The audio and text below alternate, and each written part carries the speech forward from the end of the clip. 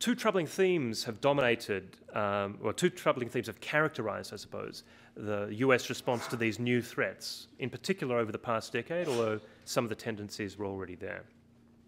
The first, which has been widely commented on, is the abandoning of values and laws that the United States had done more than most to promote.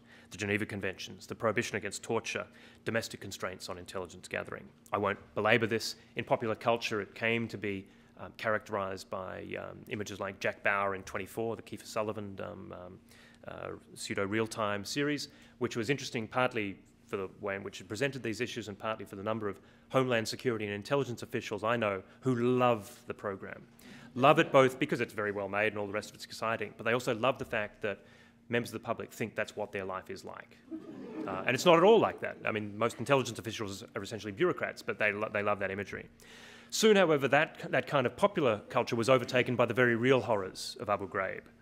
Although there again, it's telling that in the aftermath of Abu Ghraib, the only investigations, the only prosecutions in the context of Abu Ghraib were driven by photographs that had been released publicly. There wasn't, as far as I know, any investigation or certainly not any prosecution into Abu Ghraib abuses other than those individual photographs which we've seen, which is why it was primarily very low-level people who got prosecuted in that context. So that's been widely commented on. I'm not going to belabor that. The second theme, however, is the reliance on private contractors.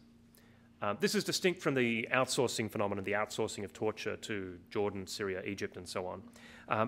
And so it's distinct from that. But what has been particularly striking is the reliance on private contractors for a growing proportion of the US intelligence budget, but also in terms of the personnel involved.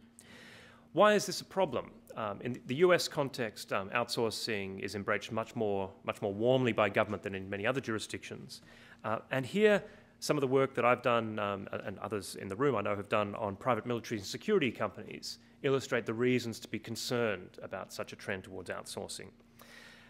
Among other things, the potentially abusive powers that are being exercised in our name by, if not employees, then delegates of the government, are being exercised by actors outside of traditional chains of command. That's a problem in the context of private military and security companies, also in intelligence.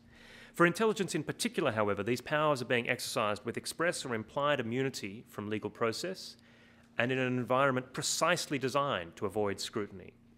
And so, in particular, there have been arguments which I think have gained a little bit of traction on the dangers of outsourcing interrogation to private contractors. That's probably a line at which we might come to some agreement on stopping.